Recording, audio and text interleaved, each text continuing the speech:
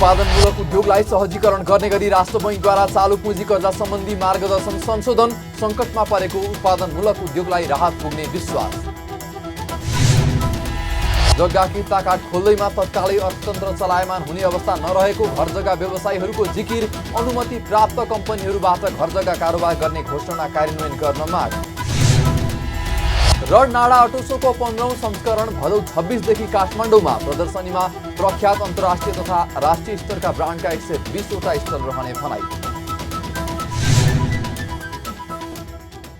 नमस्कार, कारोबार समाचारमा स्वागत छ। अब समाचार विस्तारमा।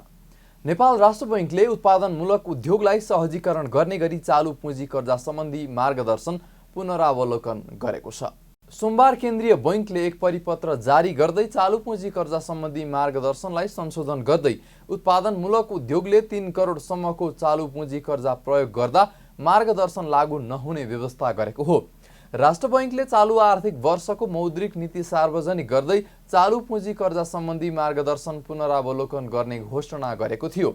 सोही घोषणा अनुसार केन्द्रीय बैंकले चालू पुँजी कर्जा सम्बन्धी मार्गदर्शन 2079 लाई दोस्रो पटक संशोधन गर्दै यस्तो व्यवस्था गरेको हो। अन्य व्यवसायको हकमा समग्र बैंकिङ प्रणालीबाट कुल 1 करोडसम्म चालू पुँजी कर्जा उपयोग गर्ने ऋणीको हकमा उक्त मार्गदर्शन लागू नहुने व्यवस्था यथावत छ। यसअघि सबै कर्जाको लागि 1 करोडको सीमा रहेकोमा अब उत्पादनमूलक उद्योगको लागि भने 3 करोडको सीमा तोकेको हो। राष्ट्र बैंकले उत्पादनमूलक उद्योगलाई 4 करोडसम्मको चालू पुँजी कर्जाको सीमा निर्धारण गर्दा अनुमानित वार्षिक कारोबार बिक्रीको अधिकतम 20% हुन आउने रकमसम्म मात्र कुल चालू पुँजी कर्जा सीमा कायम गर्न सक्ने व्यवस्था पनि गरेको छ। यस्तो कर्जाको अवधि 1 वर्ष वा सोभन्दा कम हुनुपर्ने र यस्तो कर्जा सीमा नवीकरण योग्य हुने संशोधित व्यवस्थामा उल्लेख छ। चालू पुँजी कर्जा सम्बन्धी मार्गदर्शन पुनरावलोकन भएसँगै सामान्य व्यवसायमा 2 करोड र उत्पादनमूलक उद्योगमा 4 करोड भन्दा माथिको चालू पुँजी कर्जा सीमा निर्धारण गर्दा अनुमानित वार्षिक कारोबार बिक्रीको अधिकतम 40% ले कायम गर्न सक्ने भएका छन्। यसअघि वार्षिक कारोबारको 25% सम्म मात्रै पाइने व्यवस्था थियो। यस्तै सरकारी, अर्ध सरकारी तथा बहुराष्ट्रिय संस्थाहरूसँग सम्बन्धित कार्य सम्पादन गर्न गरिएको निर्माण व्यवसायसँग सम्बन्धित ठेक्का सम्झौता अन्तर्गतका बहुवर्षीय परियोजनाहरूका लागि प्रवाहित कर्जामा उक्त परियोजना अवधिभर कर्जा नवीकरण तथा पुनरावलोकन गर्दा भेरिएसन एनालाइसिस गरी कर्जा सीमा घटाउन अनिवार्य नहुने व्यवस्था थप भएको छ। बैंकिङ तथा वित्तीय संस्थाले ऋणीको चालू पुँजी कर्जा बक्यौता आफ्नो चालू पुँजी कर्जा नीति अनुसार नेट ट्रेडिङ एसेटको निश्चित प्रतिशत भन्दा बढी नहुने गरी यकिन गर्नुपर्ने व्यवस्था राष्ट्र बैंकले गरेको हो। राष्ट्र बैंकले आकस्मिक प्रकृतिको चालू पुँजी कर्जा सिजनल व्यवसायमा समेत प्रदान गर्न सक्ने गरी मार्गदर्शन संशोधन गरेको छ।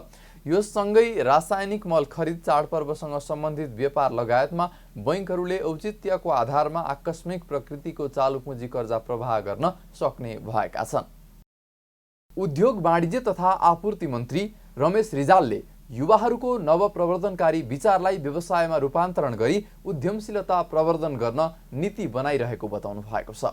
सोमबार काठमाडौँमा नेपाल उद्योग वाणिज्य महासंघले आयोजना गरेको स्टार्टअप राष्ट्रिय 2030 सम्मेलनमा बोल्दै मन्त्री रिजालले सरकारले नवप्रवर्धनकारी विचारहरूलाई व्यवसायमा रूपान्तरण गरी उद्यमशीलता प्रवर्धन गर्न निजी क्षेत्र, प्राज्ञिक क्षेत्रसँग मिलेर काम गरिरहेको बताउनुभयो। उहाँले सरकारले स्टार्टअपका लागि उपयुक्त कानुन तथा नीतिगत सुधार गरी उपयुक्त वातावरण सिर्जना गर्ने बताउनुभयो। उहाँले नेपाललाई आगामी 2030 सम्ममा स्टार्टअप मैत्री राष्ट्र बनाउन सरकार, औद्योगिक क्षेत्र र शैक्षिक क्षेत्र बीचको सहकार्यलाई थप सुदृढ बनाउन आवश्यक रहेको पनि बताउनुभयो। मन्त्री रिजालले स्टार्टअपलाई प्रवर्धन गर्न परियोजनामा आधारित कर्जा, अनुदान र वैदेशिक रोजगारीबाट फर्केका युवाहरूलाई सहयोग गर्ने कोष स्थापना गरी सहुलियतपूर्ण ऋण उपलब्ध गराउने नीति कार्यान्वयनमा ल्याउने बताउनुभयो। उहाँले मन्त्रालयले व्यवसाय सम्वर्धन केन्द्र कार्यविधि तयार गरी सरकारवाला निकायहरूसँग राय सुझावको लागि पठाएको पनि जानकारी गराउनु भएको छ। स्टार्टअपलाई प्रवर्धन गर्न परियोजनामा आधारित कर्जा र अनुदान उपलब्ध गराउने, युवा उद्यमी र वैदेशिक रोजगारीबाट फर्केकाहरूलाई सहयोग गर्न कोष स्थापना गर्ने र सहुलियतपूर्ण ऋण उपलब्ध गराउने जस्ता कार्यक्रम कार्यान्वयन गर्न लागि छ। उद्योग वाणिज्य तथा आपूर्ति मन्त्रालयले हाल व्यवसाय सम्वर्धन केन्द्र कार्यविधि तयार गरी सरकारवाला निकायसँग राय सुझावको लागि पठाएको छ। सम्मेलनमा नेपाल उद्योग वाणिज्य महासङ्घका अध्यक्ष चन्द्रप्रसाद ढकालले स्टार्टअपको परिभाषा नहुँदा सरकारले ल्याएका प्रवर्धन नीतिहरू कार्यान्वयनमा आउन नसकेको गुनासो गर्नुभएको छ। उहाँले स्टार्टअप उद्यमको परिभाषा र स्पष्ट नीति नहुँदा स्टार्टअप प्रवर्धन कार्यक्रमहरू समेत कार्यान्वयनमा आउन नसकेको उल्लेख गर्नुभयो। अध्यक्ष ढकालले सरकारले स्टार्टअप सम्बन्धी स्पष्ट नीति बनाउन नसक्दा स्टार्टअपलाई परिभाषित गर्न नसकिएको जिकिर गर्दै स्पष्ट स्टार्टअप नीति बनाएर कोभिड महामारीका कारण जोखिममा परेका स्टार्टअपलाई प्रवर्धन गर्नुपर्ने आवश्यकता पनि औल्याउनुभयो। स्टार्टअप नीतिको मस्यौदा बनाएर उद्योग वाणिज्य तथा आपूर्ति मन्त्रालयमा पेश गरेका थियौँ र त्यसमा धेरै चरणको छलफल भइसकेको छ र अब यसलाई छिटै नै पारित गर्नुपर्छ भन्ने हाम्रो धारणा पनि रहेको चाहिँ छ। यसले नीतिगत स्पष्टतासँगै स्टार्टअपलाई परिभाषित पनि गरिनेछ, जुन अझै हुन सकेको चाहिँ छैन। स्टार्टअपको परिभाषा नहुँदा विभिन्न प्रवर्धन कार्यक्रमहरू ल्याइए पनि कार्यान्वयन हुन सकेका चाहिँ छैनन्। कोभिड महामारी र अहिले व्यवसाय सञ्चालनमा आएको समस्याले कतिपय स्टार्टअप जोखिममा परेकोले जोखिम प्रतिरोध गर्ने क्षमता बढाई व्यवसायलाई निरन्तरता दिनुपर्ने चुनौती पनि थपिएको छ। नीति ल्याई स्टार्टअपलाई सहयोग प्रदान गर्नु आजको आवश्यकता चाहिँ हो भन्ने कुरा म राख्न चाहिँ चाहन्छु। महासङ्घका अध्यक्ष ढकालले सरकार र अन्य सम्बन्धित सबै क्षेत्रसँग सहकार्य गर्दै आएको उल्लेख गर्दै नीतिगत स्पष्टता र सहयोग बिना स्टार्टअप राष्ट्रको लक्ष्यमा पुग्न नसकिने स्पष्ट पनि पार्नु भएको छ। घर जग्गा व्यवसायीहरूले जग्गा कित्ता काठ खोल्दैमा तत्कालै अर्थतन्त्र चलायमान हुने अवस्थामा नरहेको जिकिर गरेका छन्। नेपाल जग्गा तथा आवास विकास महासङ्घका अध्यक्ष भेषराज लोहनीले घर जग्गा कित्ता काठ खोल्ने सरकारको निर्णयको स्वागत गर्दै मुलुकको वर्तमान अर्थतन्त्र चलायमान जग्गाको कित्ता काठ खोलेर मात्रै नभएर अर्थतन्त्रका अन्य परिसूचकहरू पनि सुधार हुन आवश्यक रहेको जिकिर गर्नुभएको हो। उहाँले अर्थविद तथा अर्थशास्त्रीहरूले घर जग्गा कारोबारमा जग्गा कित्ता काठ खोल्दा मात्रै अर्थतन्त्र चलायमान बनाउन सकिने तर्क गरेको भन्दै सरकारले मनन गरेर खुल्ला गरेको पनि बताउनुभयो। उहाँले नेपालमा जग्गाको कारोबार औपचारिक भन्दा अनौपचारिक क्षेत्रबाट बढी कारोबार हुने गरेको पनि उल्लेख गर्नुभयो। 2 देखि 3% औपचारिक र करिब 97% घर जग्गा कारोबार अनौपचारिक प्रणालीबाट भइरहेको दावी गर्नुभयो। उहाँले सरकारले नीति बनाएर घर जग्गा कारोबारलाई संस्थागत कारोबारमा ल्याउन आवश्यकता औल्याउँदै सरकारले 2079-80 को बजेटमा समेत घर जग्गा कारोबार अनुमति प्राप्त कम्पनीहरूबाट मात्र कारोबारको व्यवस्था गर्ने भने पनि अहिलेसम्म कार्यान्वयन गर्न नसकेको गुनासो पनि गर्नुभयो। 2 देखि 3% को हाराहारीमा फर्मल च्यानलबाट काम भइरहेको छ भने लगभग 97% चाहिँ इन्फर्मल च्यानलबाट कारोबार भइरहेको छ। यो मुलुकको लागि राम्रो होइन। यसलाई सबैलाई अर्गनाइज्ड फर्मेटमा ल्याउनको लागि नेपाल सरकारले पहिले पनि 2079-80 को बजेटमै पनि घर जग्गा कारोबार गर्नको लागि अनुमति प्राप्त कम्पनीहरूबाट मात्र घर जग्गाको कारोबार गर्ने व्यवस्था गरिनेछ र यो व्यवस्था यसै आर्थिक वर्षभित्र महानगरपालिका र उपमहानगरपालिकाभित्र ल्याइसकिनेछ भनेर गरेको थियो। त्यो चाहिँ आर्थिक वर्षमा त्यस किसिमको नियम बन्नै सकेन र कार्यान्वयनमा आउन सकेन। महासङ्घका अध्यक्ष लोहनीले सरकारले घर जग्गा सम्बन्धी ऐन नियम बनाएर अनुमति प्राप्त कम्पनीहरूलाई मात्र कारोबार गर्न पाउने र ब्रोकरहरूलाई लाइसेन्स सिस्टम गराउन जरुरी रहेको उल्लेख गर्नुभयो। उहाँले घर जग्गा कारोबारबाट राज्यलाई गत आर्थिक वर्षमा मात्रै 71 अर्ब योगदान पुर्याएको बताउँदै घर जग्गा कारोबारलाई पारदर्शी बनाउन सके वार्षिक रूपमा 100 अर्ब रुपैयाँ भन्दा बढी राजस्व सङ्कलन गर्न सकिने दावी पनि गर्नुभयो। एकातिर कम्पनीहरूलाई अनुमति प्राप्त गरेका कम्पनीहरूलाई मात्रै घर जग्गाको कारोबार गराउन आवश्यक छ भने ब्रोकरहरूलाई पनि लाइसेन्स सिस्टम गर्न जरुरी छ। यो कुरा हामी धेरै पहिलेदेखि भन्दै आएका छौँ। वर्षौँदेखि खरिद बिक्रीमा रोकिएको यो व्यवसायीहरूको मात्र रोकिएको होइन कि आम सर्वसाधारणहरूको एउटा कुनै व्यक्तिले आफ्ना बच्चा छोराछोरीलाई पढाउनलाई विदेशमा पठाउनु पर्ने होला, बिहाबारी गर्नुपर्ने होला अथवा उसका दैनन्दिन जीवनका खर्च गर्नुपर्ने कामहरूमा समेत सङ्कट आइरहेको अवस्था थियो भने यो सम्पूर्ण व्यवसायी लगायत सर्वसाधारण समेतलाई खुल्ला गरेको अवस्था छ।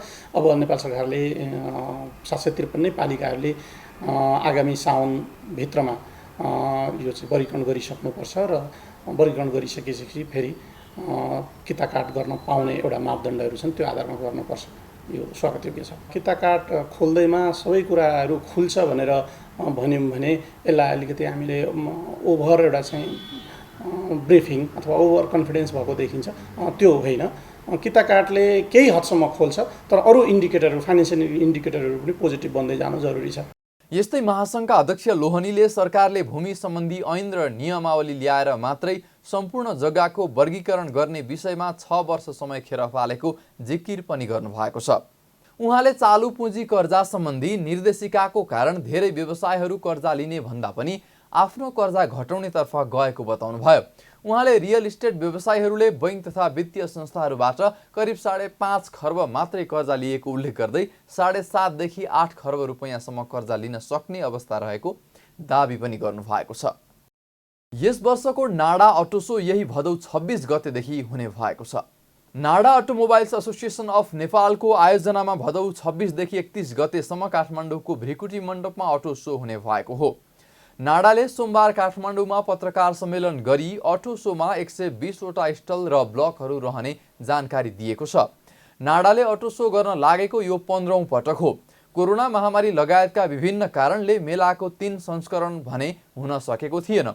4 वर्षमा हुन लागेको प्रदर्शनीमा अन्तर्राष्ट्रिय तथा राष्ट्रिय स्तरका 16 वटा ब्रान्डका 4 पाङ्ग्रे, 22 वटा ब्रान्डका 2 पाङ्ग्रे, 7 वटा ब्रान्डका लाइट कमर्सियल भेहिकल, 9 वटा वित्तीय संस्था तथा 30 वटा लुब्रिकेन्ट, टायर, ब्याटरी एवं ग्यारेज उपकरण कम्पनीका साथै अटो सम्बन्धी सेवा सुविधा दिने जस्तै वित्तीय सेवा, बिक्रीपछिका सेवा आदिका छुट्टा छुट्टै स्टलहरू रहने जनाइएको छ।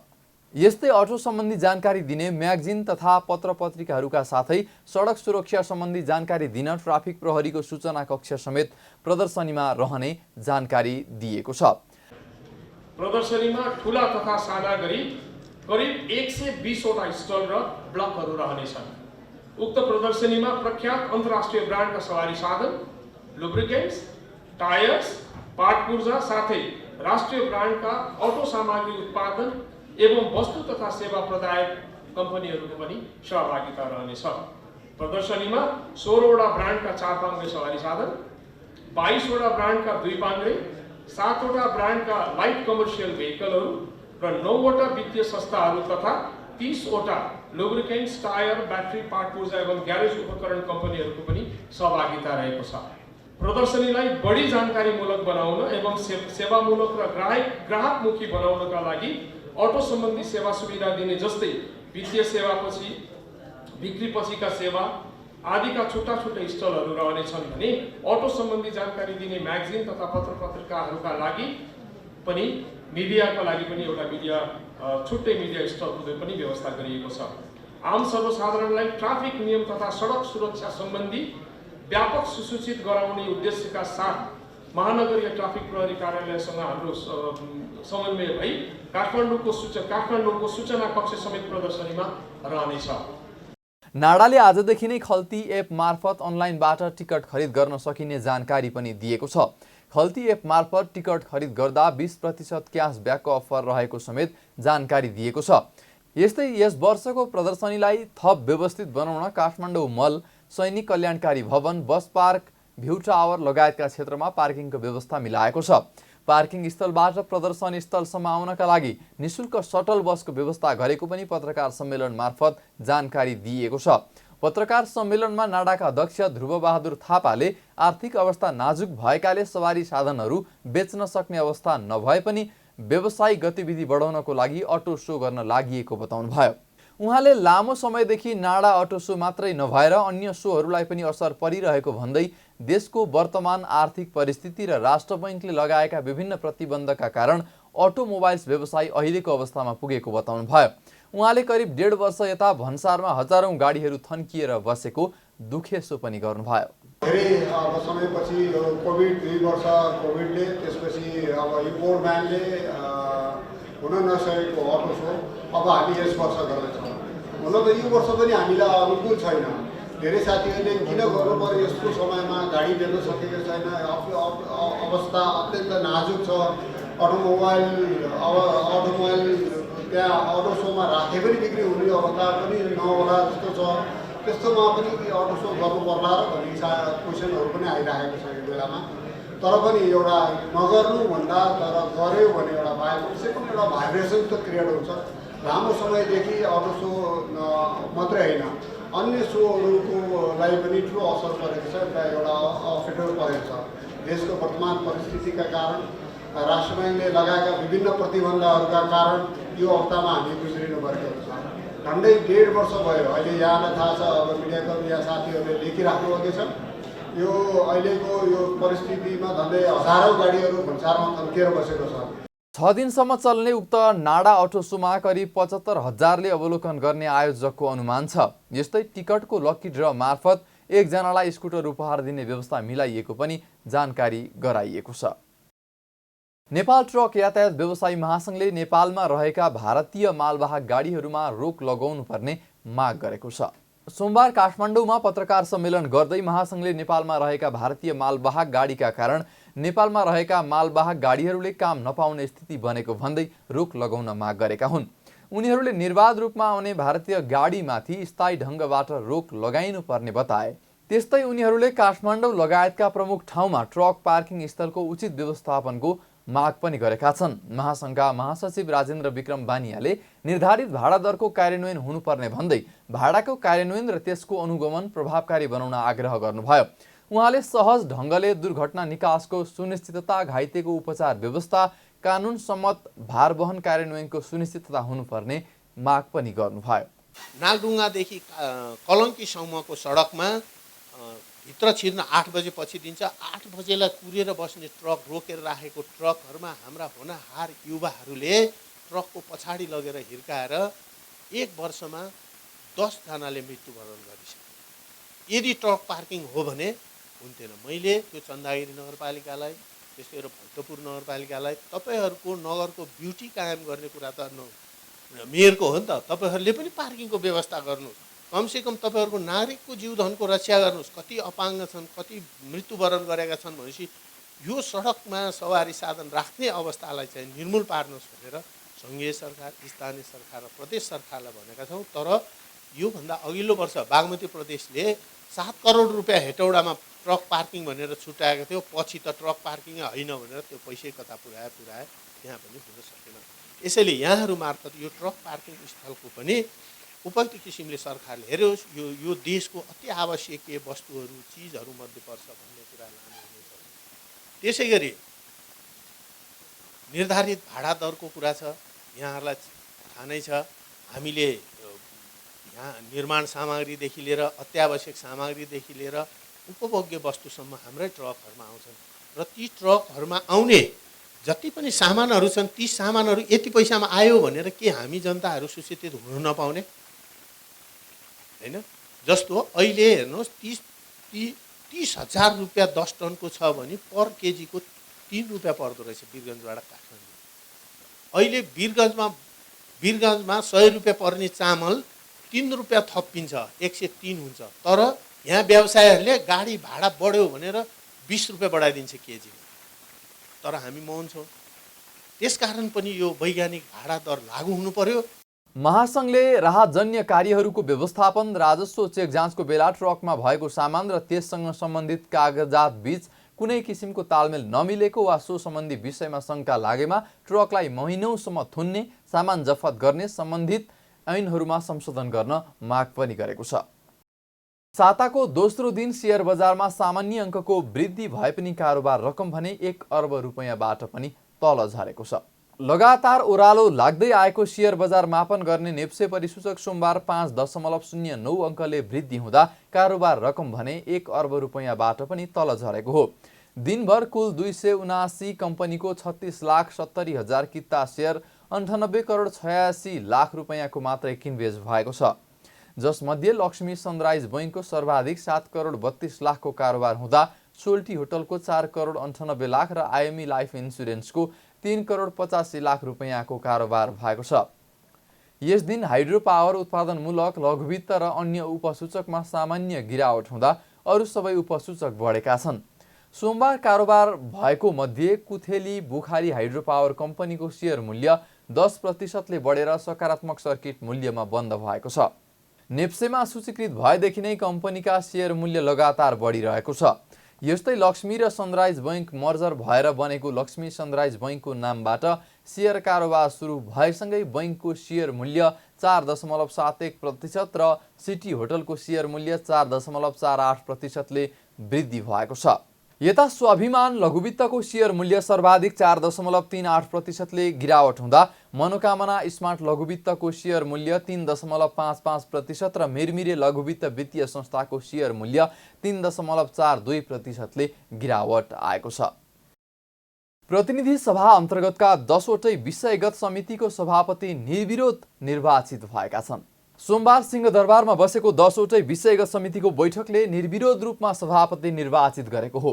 यसअघि उद्योग तथा वाणिज्य र श्रम तथा उपभोक्ता हित समितिको सभापतिमा सत्तारूढको तर्फबाट जनमत पार्टीका अब्दुल खान र राष्ट्रिय स्वतन्त्र पार्टीका गणेश पराजुलीले उम्मेदवारी दर्ता गराउनु भएकोमा आज भने राष्ट्रिय स्वतन्त्र पार्टीका सांसद पराजुलीले उम्मेदवारी फिर्ता लिनु भएको छ। उम्मेदवारी फिर्ता लिई जनमत पार्टीका सांसद खानलाई समर्थन गर्दै रासोपा सांसद पराजुलीले आफ्नो प्रतिस्पर्धा जनमतसँग नभई सत्ता गठबन्धनका दलहरूसँग भएको बताउनुभयो। उहाँले प्रतिपक्षले लेखा समितिको जिम्मेवारी लिएर दह्रो रूपमा सरकारलाई खबरदारी गर्नुपर्नेमा अरू समितिको नेतृत्व पनि लिएर राजनीतिक भागबण्डामा लागेको आरोप पनि लगाउनुभयो। रासपाले आफ्नो उम्मेदवारी अन्तिम समयमा आएर फिर्ता भन्दा पनि जनमतका उम्मेदवार अब्दुल खानजीलाई समर्थन गरिएको छ। उहाँको पार्टीका सभापतिको शालीनता, उहाँहरूले भूमिका खेल्नु भएको र हाम्रो उम्मेदवारी, हाम्रो प्रतिस्पर्धा, निर्वाचनमा प्रतिस्पर्धा भनेको जनमतसँग छँदै थिएन र विशेष गरी उहाँको उम्मेदवारसँग हुँदै होइन। हाम्रो प्रतिस्पर्धा भनेको निर्वाचनमा हाम्रो उपस्थिति भनेको त सत्तापक्ष र गठबन्धनले खेलेका भूमिका प्रति थियो। मैले अघि नै त्यहाँ पनि भित्र पनि भनिसकेको छु, स्वाभाविक रूपमा प्रतिपक्षले लेखा समितिको जिम्मेवारी लिएर दह्रो रूपमा सरकारलाई खबरदारी गर्नुपर्ने र अरू राजनीतिक दलहरूले स्ट्रेन्थको आधारमा, उनीहरूको सदनमा उपस्थितिको आधारमा उनीहरूले समितिको नेतृत्व गर्न पाउनुपर्ने स्वाभाविक प्रक्रिया हो।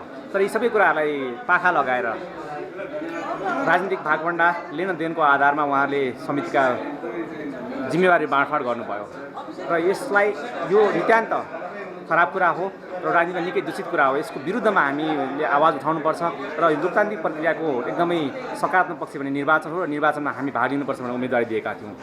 पराजुलीले उम्मेदवारी फिर्ता लिएसँगै 10वटै विषयगत समितिको बैठकले निर्विरोध रूपमा सभापति निर्वाचित गरेको छ। सबैभन्दा महत्त्वपूर्ण मानिने सार्वजनिक लेखा समितिको सभापतिमा मोरङ क्षेत्र नम्बर 2बाट निर्वाचित नेकपा एमालेका सांसद ऋषिकेश पोखरेल निर्वाचित हुनुभएको छ। यस्तै अर्थ मन्त्रालय, राष्ट्रिय प्राकृतिक स्रोत तथा वित्त आयोग, लगानी बोर्ड, राष्ट्रिय योजना आयोग लगायतको महत्त्वपूर्ण कार्यक्षेत्र रहेको अर्थ समितिको सभापतिमा काठमाडौँ 3बाट निर्वाचित नेपाली कङ्ग्रेसका सांसद सन्तोष चालिसे निर्वाचित हुनुभएको छ। यसैबीच कृषि सहकारी तथा प्राकृतिक स्रोत समितिको सभापतिमा नेपाली कङ्ग्रेसकी आजु राणा देउवा, राज्य व्यवस्था तथा सुशासन समितिको सभापतिमा काङ्ग्रेस सांसद रामहरि खतिवडा र काङ्ग्रेसकै सांसद जीवन परियारले संयुक्त संसदीय सुनवाई समितिको सभापतिमा निर्वाचित हुनुभएको छ। यस्तै एमालेका सांसद किरण कुमार शाह महिला तथा सामाजिक मामिला समिति सभापतिमा, माओवादी केन्द्रका सांसद विमला सुवेदीले कानुन न्याय तथा मानवाधिकार समितिको सभापतिमा, जसपाका सांसद राजकिशोर यादवले अन्तर्राष्ट्रिय सम्बन्ध तथा पर्यटन समितिको सभापतिमा, एकीकृत समाजवादीका भानुभक्त जोशी शिक्षा, स्वास्थ्य तथा सूचना प्रविधि समितिको सभापतिमा र राष्ट्रिय प्रजातन्त्र पार्टीका सांसद दीपक सिंह पूर्वाधार विकास समितिको सभापतिमा निर्वाचित हुनुभएको छ। समितिका सबै सभापतिहरूलाई प्रतिनिधि सभाका सभामुख देवराज घिमिरेले सोमबार नै शपथ ग्रहण गराउनु भएको छ। मुलुक र जनताप्रति पूर्ण वफादार रही सत्य निष्ठापूर्वक प्रतिज्ञा गर्दछु। देश र जनताको नाममा शपथ लिन्छु कि नेपालको राष्ट्रिय सत्ता र सार्वभौम सत्ता नेपाली जनतामा निहित रहेको नेपालको संविधानप्रति पूर्ण वफादार रहँदै प्रतिनिधि सभा अन्तर्गतको राज्य व्यवस्था तथा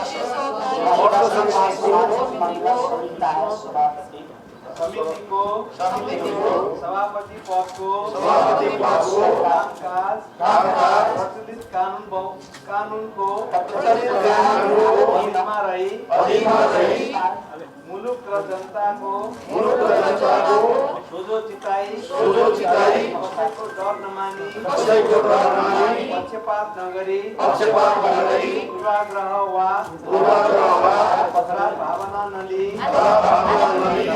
गोपनीयता कायम राखी ईमानदारीका साथ गर्नेछु। प्रधान न्यायाधीश विश्वम्भर प्रसाद श्रेष्ठले सर्वोच्च अदालतमा सुशासन कायम गर्ने प्रतिबद्धता जनाउनु भएको छ। सोमबार सर्वोच्च अदालतमा स्वचालित पेशी तारेख प्रणालीको शुभारम्भ गर्दै प्रधान न्यायाधीश श्रेष्ठले अदालतका सबै काम कारबाहीहरूलाई प्रविधि मैत्री बनाएर सुशासन कायम गर्ने प्रतिबद्धता जनाउनु भएको हो। उहाँले अदालतमा स्वचालित पेशी तारेख प्रणाली लागू भएसँगै कर्मचारीहरूले उच्च मनोबलका साथ काम गर्न सक्ने बताउनुभयो। स्वचालित प्रणालीले कर्मचारी र सेवाग्राहीहरूलाई निश्चिन्तता हुने पनि उहाँले बताउनुभयो। उहाँले अदालतको काम कारबाहीमा सुधारको प्रक्रिया अगाडि बढेको भन्दै अझ सुधार हुँदै जाने दाबी समेत गर्नुभयो। न्यायिक इतिहासमा आज यो पहिलो पटक हामीले पेशी तारिख व्यवस्थापन गर्ने काम अटोमेसन सिस्टमबाट भर्खर तपाईँले देख्नुभयो हामीले चाहिँ शुभारम्भ गऱ्यौँ। यो सर्वोच्च अदालतमा लागू भएको छ। यसले अब कर्मचारीहरूलाई पनि निश्चिन्तता हुने, सेवाग्राहीलाई पनि निश्चिन्तता हुने, अब यो एउटा सुधारको प्रक्रियामा अगाडि बढेको जस्तो लाग्दछ मलाई। अब यो पेशी व्यवस्थापन जुन हामीले अहिले यो एउटा कडी हो, यो तारिखसम्म एउटा सुरुवात गऱ्यौँ हामीले। अब सायद हाम्रा कर्मचारी साथीहरूले निर्धक्कसँग उच्च मनोबल राखेर काम गर्नलाई यसले मद्दत गर्छ होला जस्तो मलाई अनुभूति भएको छ। प्रधान न्यायाधीश श्रेष्ठले स्वचालित पेशी तारेख प्रणालीका लागि सर्वोच्च अदालत भित्रैको जनशक्ति प्रयोग गरिएको जानकारी दिँदै उक्त प्रणालीलाई आगामी दिनमा काठमाडौँ जिल्ला अदालत हुँदै अन्य अदालतहरूमा लागू गरिने पनि जानकारी दिनुभयो। कारोबार समाचारमा अब सुन चाँदी र विदेशी विनिमय दर सम्बन्धी जानकारी।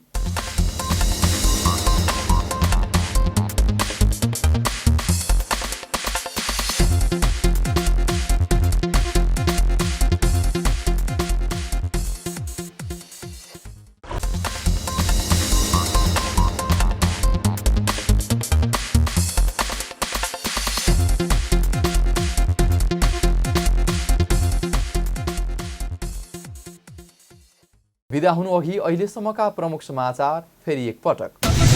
उत्पादनमूलक उद्योगलाई सहजीकरण गर्ने गरी राष्ट्र बैंकद्वारा चालू पुँजी कर्जा सम्बन्धी मार्गदर्शन संशोधन, सङ्कटमा परेको उत्पादनमूलक उद्योगलाई राहत पुग्ने विश्वास।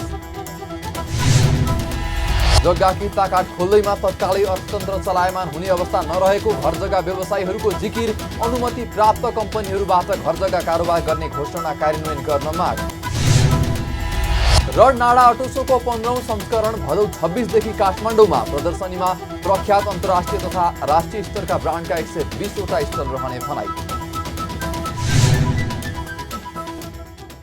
कारोबार समाचार सकियो। हामीलाई बिदा दिनुहोस्। नमस्ते।